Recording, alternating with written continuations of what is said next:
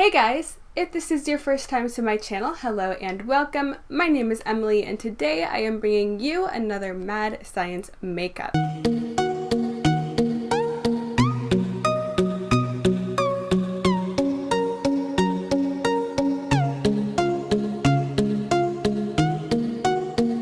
So this Mad Science makeup is going to be all about how to turn a powder product, like a loose highlighter, a loose blush, whatever you have it. This is the Bare Minerals blush in Lovely, into a pressed powder form. So I actually had this requested to me by a subscriber, so hello subscriber. I am hopefully going to be fulfilling your wishes here and making it a little easier for you to do this at home. So upon testing out how I was going to basically make this happen, I found out that you can't really take the powder and mix it with rubbing alcohol and expect everything to come together in a pressed powder form. It basically just turns this loose powder into mush and it makes it unusable.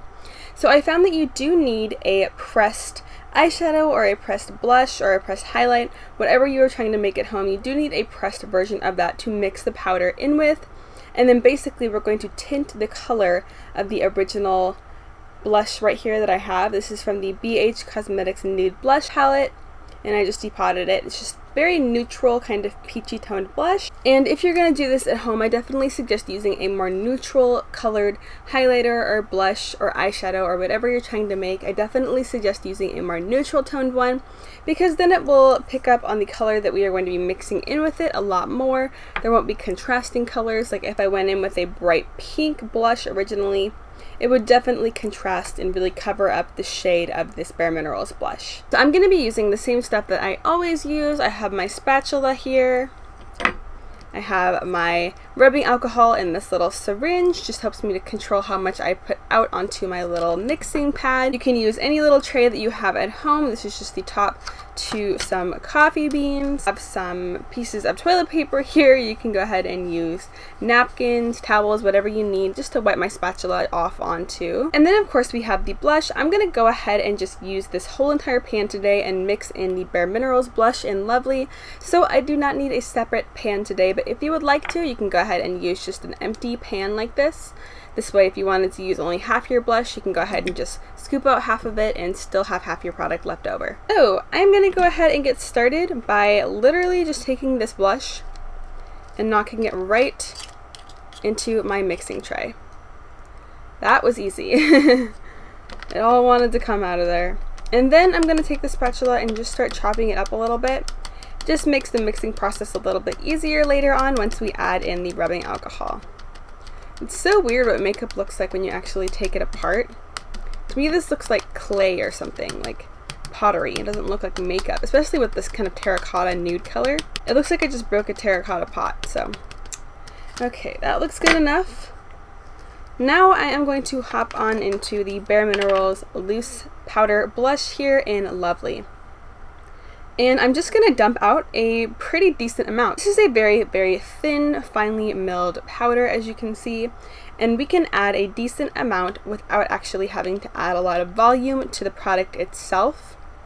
So it'll be easy to add a lot of product without overfilling your pan, because this is just literally loose powder, so it's not really going to add a whole lot of volume.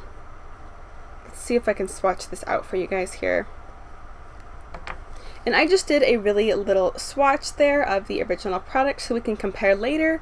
Once this is all dried and mixed together, we can see what it looks like as a pressed form. So again, here is the little swatch of just the powder itself, the Bare Minerals powder.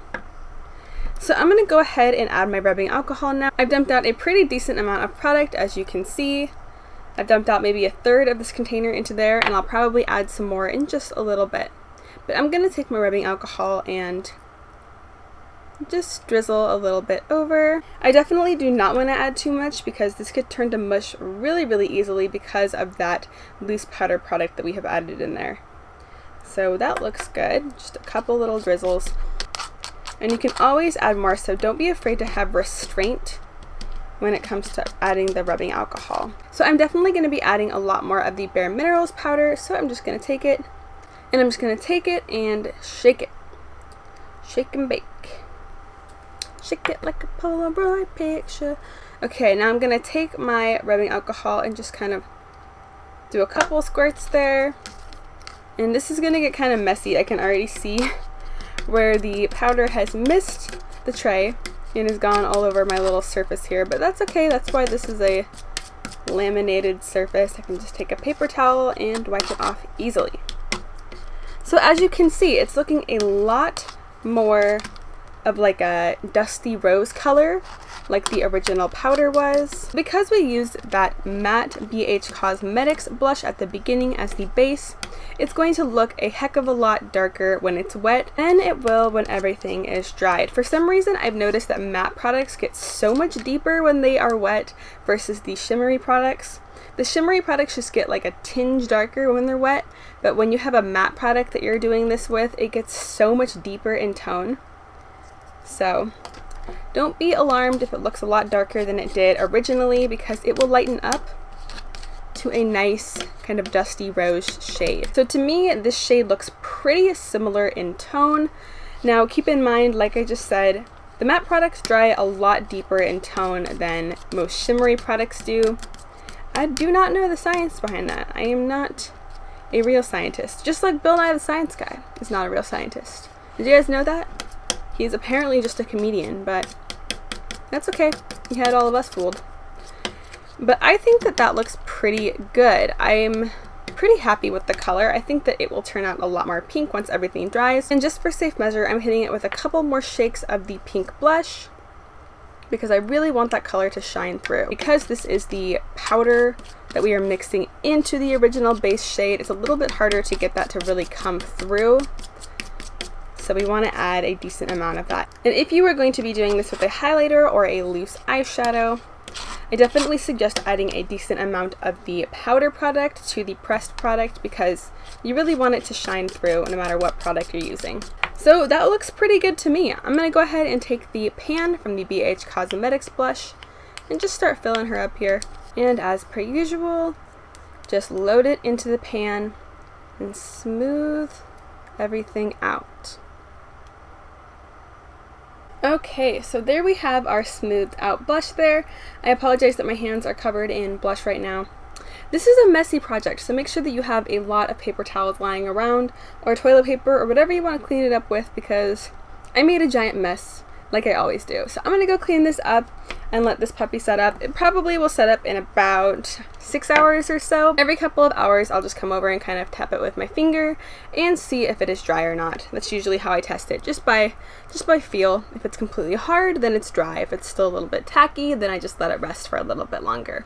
So I'm going to clean up and I will be back shortly. Whew, it is so hot in Washington today, which is very surprising because it's Washington, but man. Okay, let's go ahead and get into the blush itself. Everything has had time to set up. Everything's set up in about, I don't know, an hour and a half because it's been so freaking hot.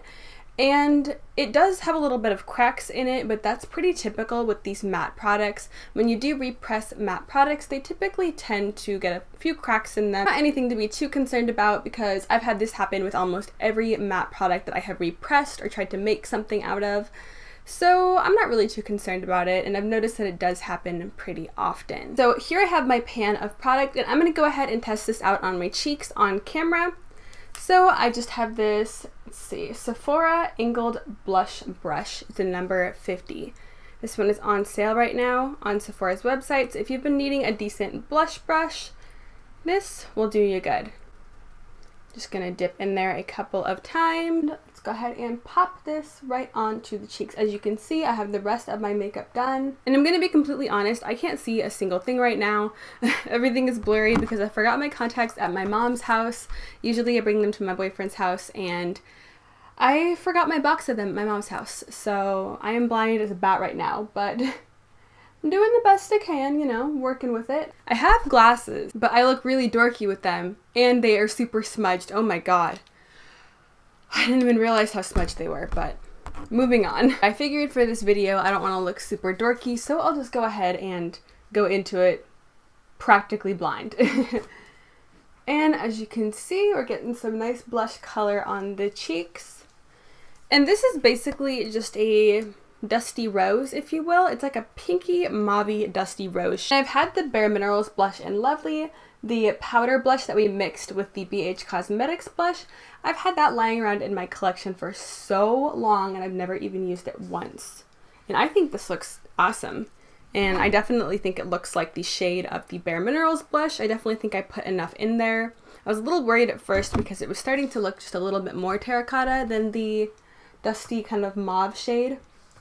But I think that it ended up looking like the original Bare Minerals blush. And I'm going to go ahead and stop there before I get too out of hand and end up with clown cheeks like I typically do. But I'm going to go ahead and get into a side-by-side swatch comparison of the original powder blush from Bare Minerals in the shade Lovely versus the one that we have made today. So let's go ahead and jump right on into that.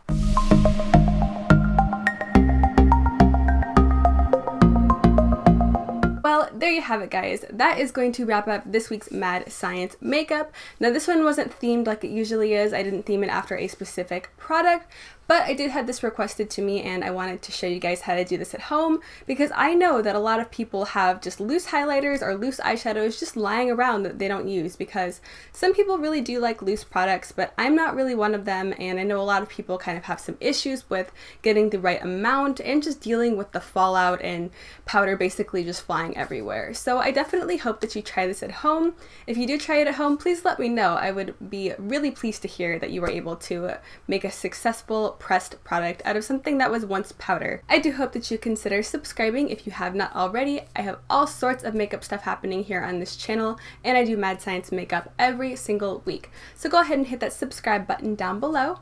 I hope you are having an absolutely amazing day wherever you are, and thank you so much for watching. I hope to see you next time. Bye!